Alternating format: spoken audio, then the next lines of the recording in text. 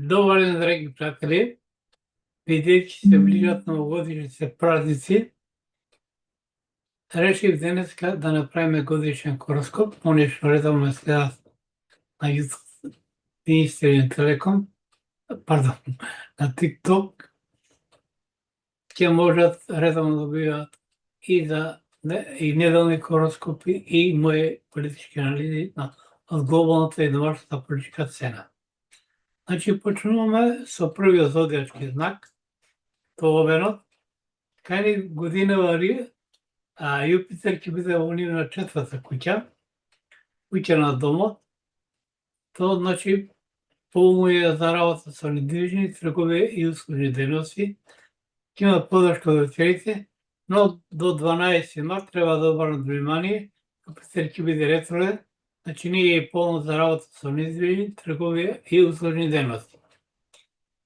И во октомври може да очекуваат блокади и пречки на емотивно поле, проследници или уморни посилни цени со партнерот.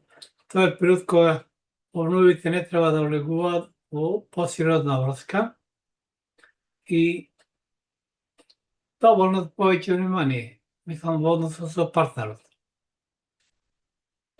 Кај биковите ова година Јупитер е во нивна трета куќа, значи може да очекуваат подршка од роднините, ќе бидат покомуникативни, но до 12 март треба да обрнат внимание во комуникациите, во воспоставувањето на врските и со роднините, бидејќи Јупитер ќе биде ретрограден во нивна трета куќа, а од 3.10 до 12.11 треба да обрнат внимание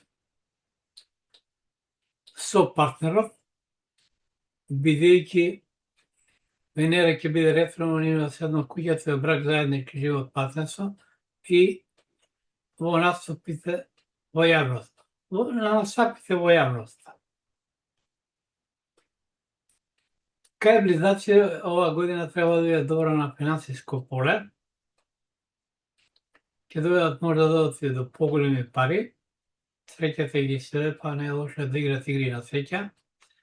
Но сепак до 12 март Јупитер ретрограден во нивна втора куќа, тоа е куќа на пари, материјални работи, ќе бидат склони кон прекомерно трошење на пари. Тоа е период кога не е поволно за инвестиции и вложување. Исто така близнаци треба да обрнат внимание на работата од 3.10 октомври до 12 ноември. Венера ќе биде ретроградна во нивно шесто поле. Значи тоа е период кога и врските ги способствуваат повеќе преди статусот, значи можна врска поврзана со работа и на работа и проблеми со партнерот така да се јават. Кај раковите годинава Јупитер во нивниот знак, значи треба да ги следи среќа, но до 12 март е ретрограден, треба да обрнат внимание малку, особено во однос со странци, и ќе следи чувствуване на недостаток на среќа. Од 3.10 до 12.11 раковите треба да обрнат внимание во однос со партнерот и децата. Венера ќе биде ретроградна во нивна пета куќа, тоа куќа на љубов, деца, секс, казани игри, творештво. Значи можна и паралелна врска, но и несакана бременост. Кај лововите ова година не е баш многу поволно, бидејќи Јупитер, планетата на среќата, ќе биде во нивна 12 куќа, тоа куќа на подсвест, болници, затвори, ќе следи чувствено недостаток на среќа, особено до 12 март, кога Јупитер е ретрограден. Они од 3.10 до 12.11 треба да обрнат внимание во односот со партнерот, но и со домашните. Венера ќе биде ретроградна во нивна четврта куќа, тоа е дом, родителите, ткобина, патриотизам.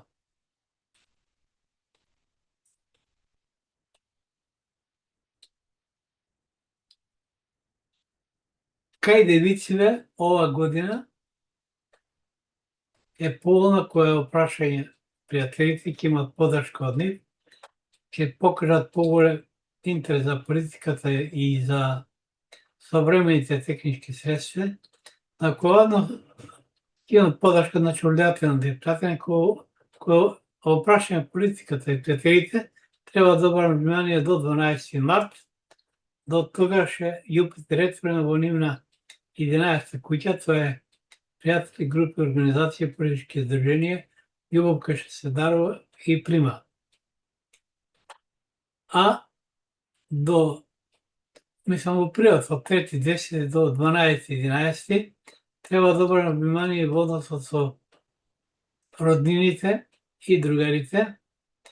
Венера ќе биде ретворена во нивно трето поле, ќе бидат склони кон кратки, брзи врски, значи може и пократка авантура или паралелна врска. Терезиите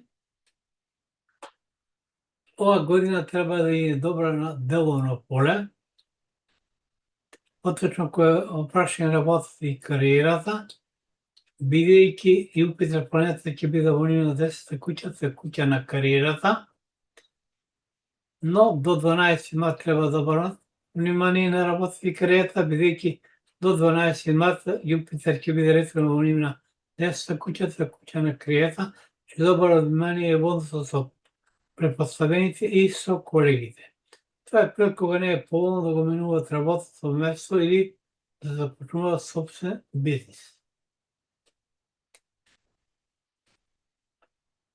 А од 3.10 до 12.11 треба да обрнат внимание на финансиите, ќе бидат склони кон прекумерно трошење на пари, ќе биде ретворена во нивната втора куќа, тоа куќа на пари и материјални работи, но зборува после дека ќе дојде нов начин до пари. Кај Шкорпиите годинава Јупитер ќе е во нивна 9 куќа, тоа е куќа на дух, религија, филозофија, далечни патувања, странство, авантуризам. Значи, поволно е за работа со странство, можно и подолги патување надвор од земјата, но кога се во прашање на комуникациите со странците, личности со други религија, кои патувањата надвор од земјата, треба да обрнат внимание до 12 март, не е поволно, до тогаш Јупитер ќе биде ретворен во нивната 9 куќа. Тоа куќа, кој што рековме, на странство. Шкорпиите треба да обрнат внимание на односот со партнерот и на емотивно поле, особено од 3.10 до 12.11, бидејќи Венера ќе биде ретворена токму во нивниот знак и ќе следе чувство на несакност, но може и паралелна врска или пократка авантура. Кај стрелците ова година не е баш најповолна. Јупитер, планетата на среќата, ќе биде во нивна 8 куќа, тоа е куќа на блокади и пречки. Значи, треба да се обрне внимание на финансиите, работа со туѓи пари, финанси, кредити и така натаму. А особено до 12 март, кога Јупитер ќе биде ретворен во нивна 8 куќа. И на здравето треба да биде обрнато внимание, бидејќи бидете склони кон прекомерно јадење и пиење. Исто така со партнерот треба да обрнат поголемо внимание од 3.10 до 12.11, бидејќи Венера, планета на љубовта, ќе биде во нивна 12 куќа, тоа куќа на посет, болници и таинствени пријатели. Значи, ќе следи чувство на депресивност, на несакност, проследно со љубовни посилни сцени со партнерот.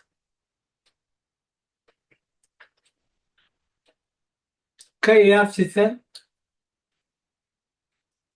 ова година е поволна која опрашање љубовта, поточно популарноста ќе се зголеми, ќе се најде во центар на многу настани, поволно е за влегување во сериозна врска или брак, ако не са, но до 12 март не е тоа поволно и треба добро разумење на ако имат некои судски спорови и на настапите во јавноста, а од 3.10 до 12.11 треба добро разумење во однос со партнерот и пријателите. Венера ќе биде ретроградна во нивна 11-та куќа, тоа куќа на пријатели, групи, организации, политички друженија.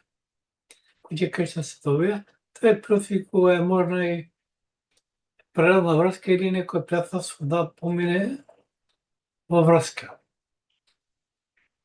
Кај водолиите, ова година е поволна на деловно поле, бидејќи Јупитер ќе биде во нивна 6-та куќа, тоа е куќа на работа и здравје. Значи, ќе донесе среќа, поволна за почнување на сопствен бизнис, но тоа да не го прават до 12 март, бидејќи Јупитер ќе биде ретрограден во нивна 6-та куќа, тоа е период кога треба добро внимание во односот со колегите и со работниците. А од 3.10 до 12.11 треба добро внимание во односот со колегите и со работниците, бидејќи Венера ќе биде ретроградна во нивна 10-та куќа, но тоа е период кога е можна врска повеќе пред статусот колку од емоции, значи врска со некого на работа или поврзана со работа.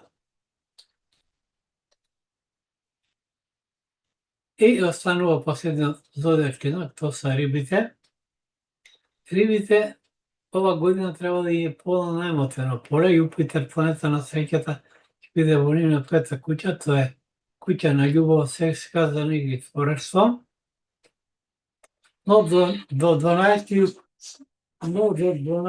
март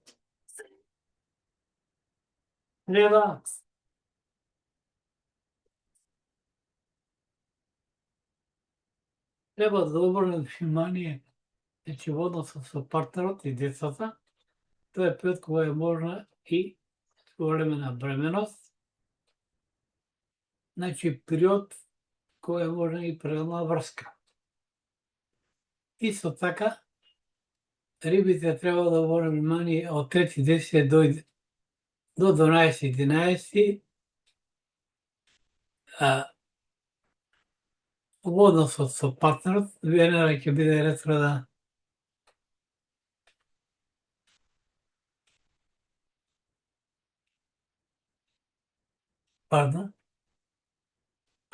во нивна 8-та куќа, значи може со блокади и пречки многу проследени со љубоморни посилни цени. Пријатели, извинете, вака што заборав да го исклучам телефонот, додека го снимам видео, и оние што сакат да ме следат, значи може да ме следат на YouTube, поточно да стиснат претплатици или Skype. Бесплатно е, на TikTok и Instagram, некојаш блокираат, некојаш не. И во описот на видеото имате линк од мојата веб страница и од мојот YouTube канал.